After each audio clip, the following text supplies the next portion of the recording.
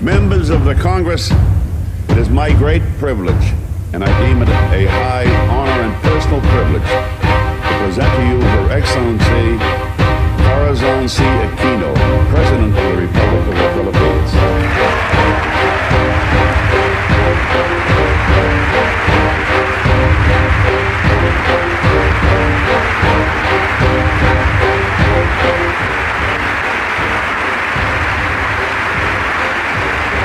Hi guys, good morning. I am Krista Gina Kasabog and I am one of the reporters of Group 3 and we are assigned to report Corazon Aquino's speech before the US Congress.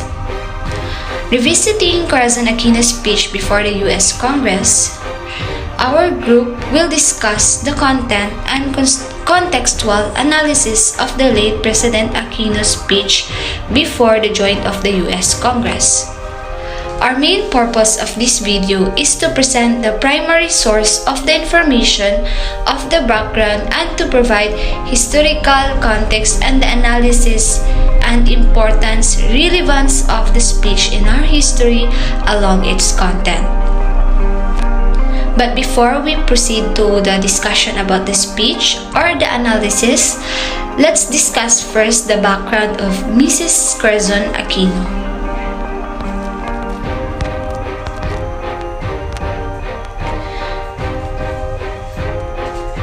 Mrs. Corazon Aquino, she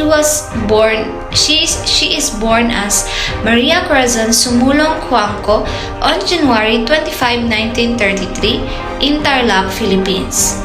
She graduated from College of Mount St. Vincent in New York in 1954 with bachelor's degree in both French and mathematics. She is a widow of a late Senator Benigno Ninoy Aquino, the oppositionist of former President Ferdinand Marcos.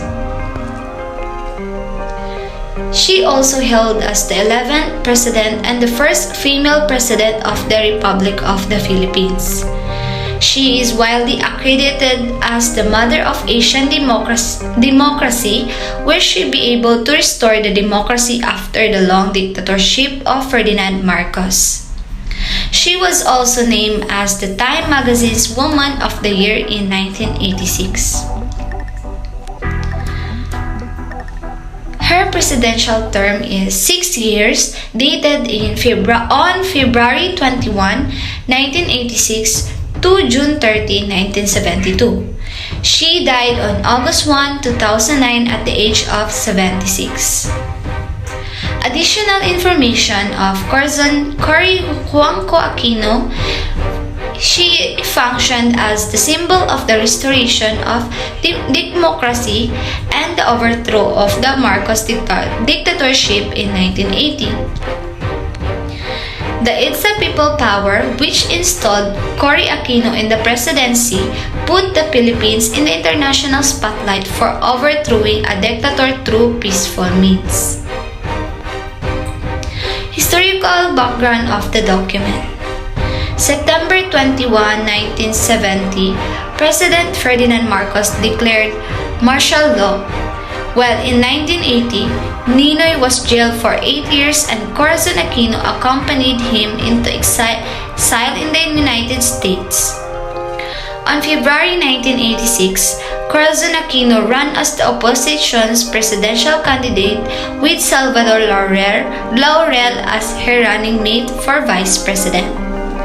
On February 25, 1986, People Power Revolution happened. September 1986, President Corazon Aquino visited the United States and gave her speech before the joint session of the US Congress. She sought help in addressing the $26 billion foreign debt and communist insurgency that grew from 500 armed guerrillas to 16,000 during Marcos' regime. In her speech, she called the Americans to help the Philippines in preserving the freedom and democracy. She managed to influence the votes to favor the $200 million financial and towards rebuilding the Philippines economy. And the speech was written by Foreign Affairs Secretary Teddy Boy Locsin Jr. This is the picture of President Cory Aquino speaking her speech in front of the Joint Congress of the United States of America. It is dated on September 18, 1986, 7 months since Cory became president. She went to United States and spoke before the the U.S. Congress, and Cory Aquino was welcomed along with the long applause as she took the podium and addressed the United States about her presidency and the challenges faced by New Republic.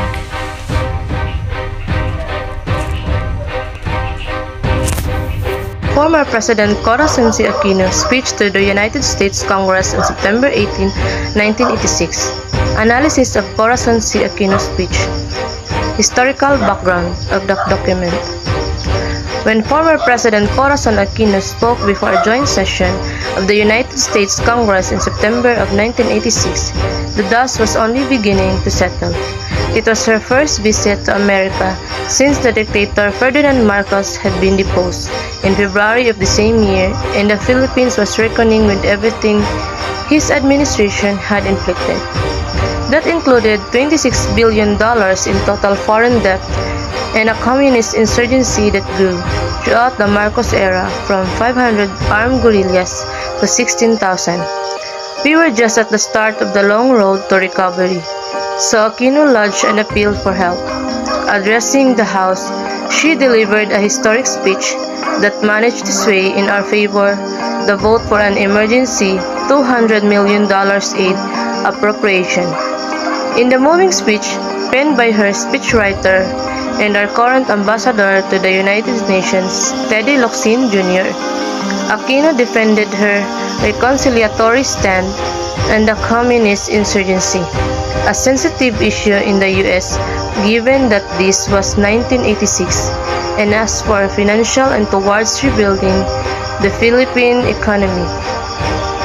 We fought for honor, and if only for honor, we shall pay, she said, agreeing to pay the debt was stolen by Marcos. And yet, should we have to wring the payments from the sweat of our men's faces and sink all the wealth piled up by the bondsman 250 years of unrequited toil? The speech was impassioned, deeply personal and effective, interrupted 11 times by applause, and bookended with standing ovations. House Speaker Tip O'Neill called it the finest speech I've ever heard in my 34 years in Congress. Senate Majority Leader Robert Dole told her, "Cory, you hit a home run," and the House Minority Whip Trent Lott said, "Let's just say the emotion of the moment saved the day." It would go down in the annals of our history as one of the former president's finest speeches. Contribution and relevance of the documents in understanding the grand narrative of the Philippines history. The speech of the former President Corazon Aquino gave us the insight on how Filipinos struggled to attain freedom, and between the insisted resistance from the past have inspired Filipinos revolutionaries in our current era. It also gives clarification about what really happened during the time of Ninoy Aquino. The document described the struggle faced by the Aquinos to help the Philippines achieve freedom. The documents also mention about the debt incurred by the former government before Cory Aquino. This speech also shows how the dictatorship transformed into a democratic government. From its president down to its laws, order, and rules, the document also mentioned the killing of Ninoy Aquino and the terror from torture and conviction during the martial law. It shows the problem faced by Cory Aquino as soon as she became the president. For instance, the poverty and unemployment. The document mentioned 2 elections occurred after the death of Ninoy Aquino.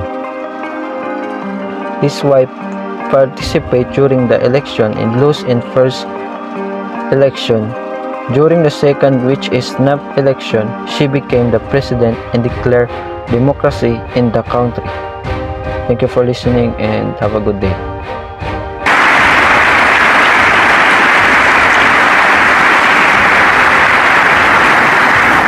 I don't think anybody in or outside our country concerned for a democratic and open Philippines doubts what must be done.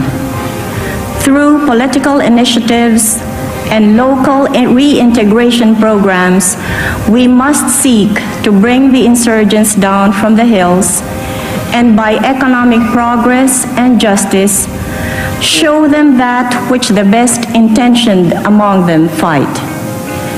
As President of all my people, I will not betray the cause of peace by which I came to power.